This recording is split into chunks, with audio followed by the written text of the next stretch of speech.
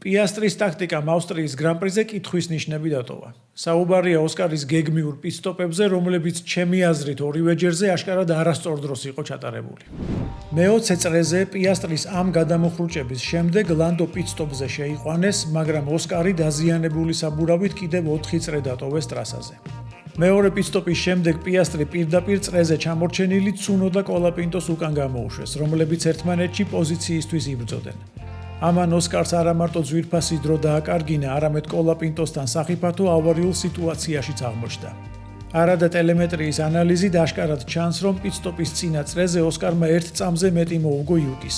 ეს იმას ნიშნავს, რომ 1 წრით გვიან გაკეთებული პიტსტოპი დიდი ალბათობით პიასტრის ცუნოდა კოლაპინტოს წყვილის წინ გამოიყვანდა.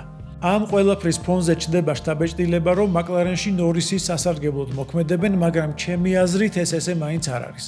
ყოველ შემთხვევაში ერთი მაგალითით დასკვნების გაკეთება ნაადრევია.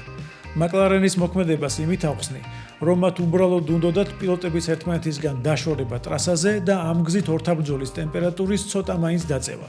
ესე ვთქვათ, თავი დაიზღვიეს და ამაში მათი გამტყუნება რთულია, მით უმეტეს კანადაში მომხდარის შემდეგ. რაც შეეხება ლანდოს, მან პირველი პრაქტიკები გამოტოვა, მაგრამ მალევე იპოვა საჭირო სიჩქარე, მოიგო კვალიფიკაცია, რბოლაშიც პრაქტიკულად უშეცდო მოდიარა და თავი სამაგალითოდ დაიცვა ისეთ ტრასაზე, სადაც ნახევარი წრე ლამის DRS ზონაა. ასე რომ ნორისი მხოლოდ შექებას იმსახურებს.